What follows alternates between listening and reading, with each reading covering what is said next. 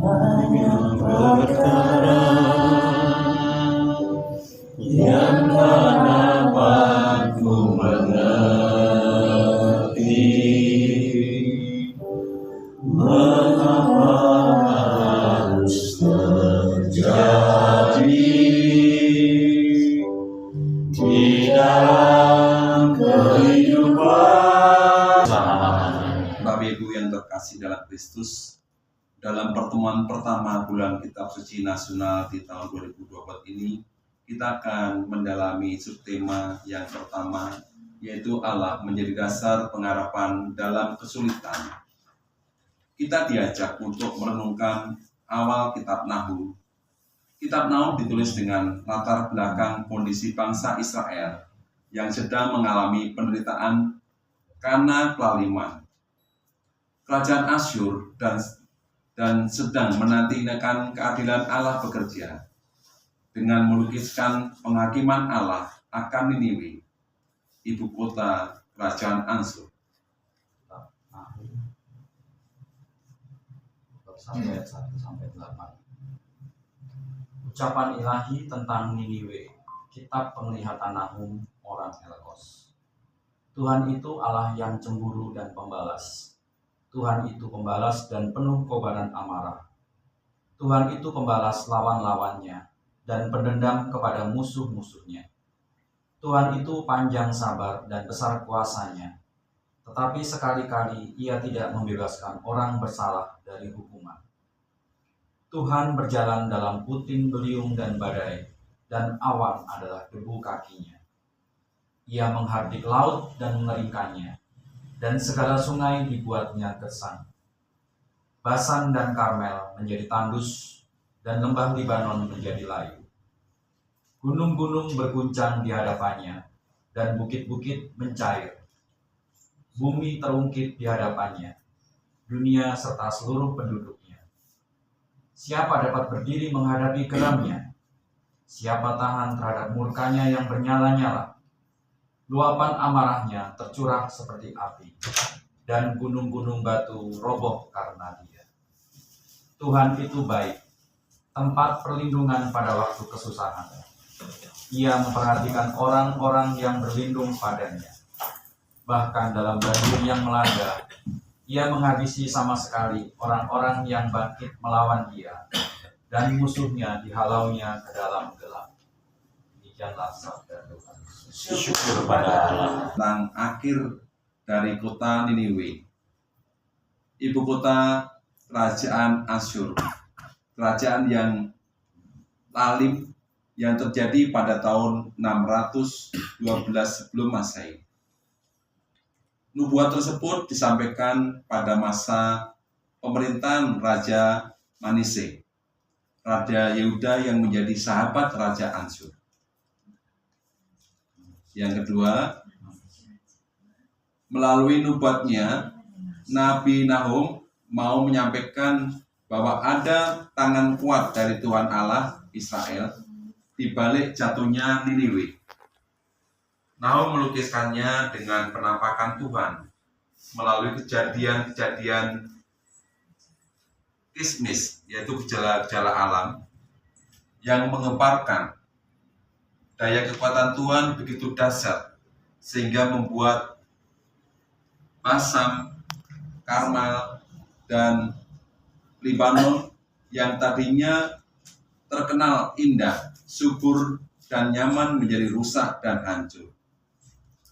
Penghakiman Tuhan mula-mula dilukiskan terbatas pada Asyur, dan pada saat paripurna menjangkau seluruh dunia.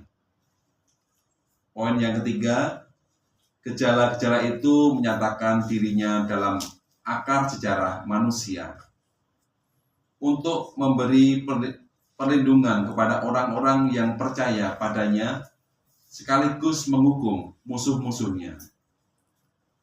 Namun amarahnya terhadap musuh-musuh pada saat yang sama menjadi kesaksian tentang kepanjang sabaran Tuhan terhadap orang-orang yang berlindung padanya.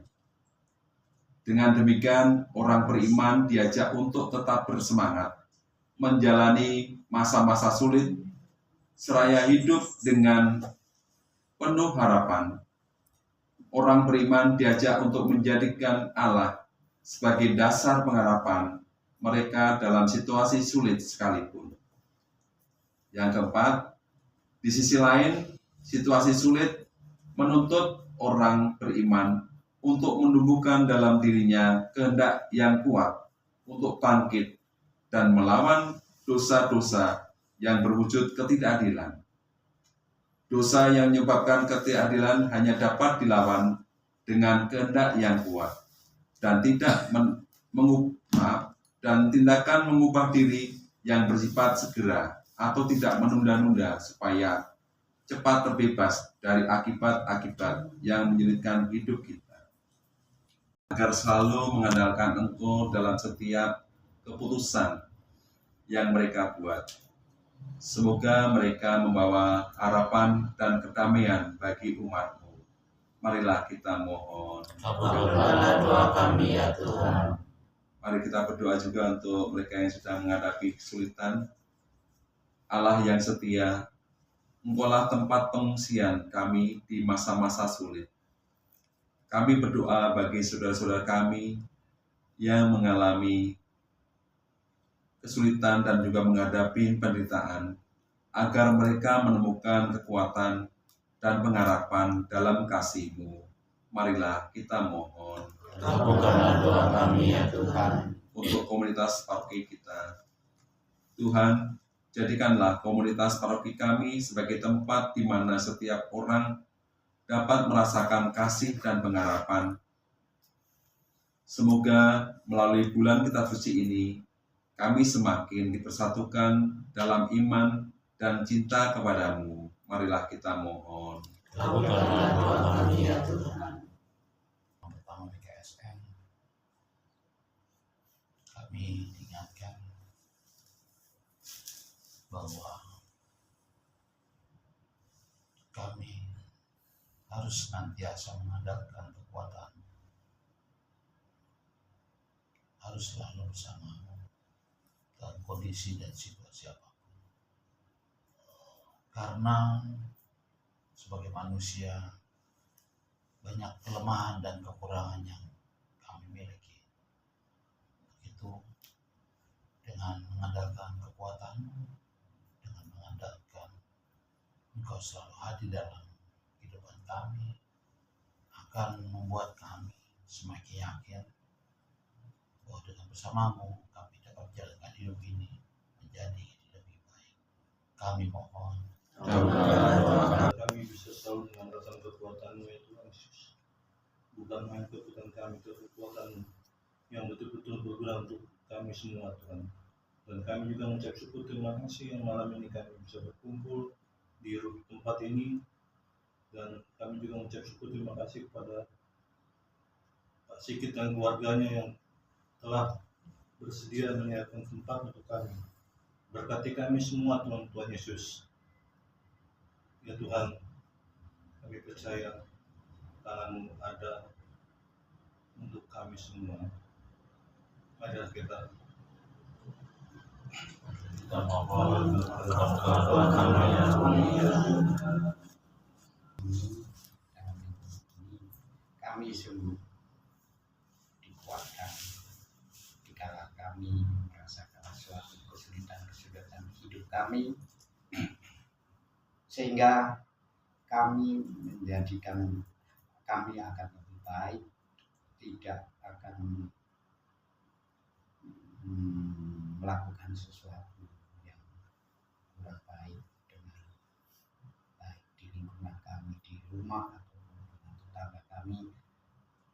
Apapun kesulitan yang kami alami, kami sungguh dibantu karena percaya bahwa karena kekuatan iman dan harapan serta kasih-Mu yang sungguh akan melindungi kami, menjadikan kami bisa bertahan hidup yang lebih baik lagi.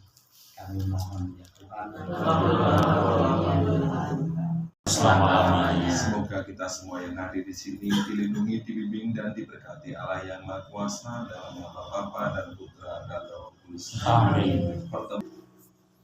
Pertolonganmu begitu ajaib, yang mengingat diriku di saat aku tak sanggup lagi. Yesus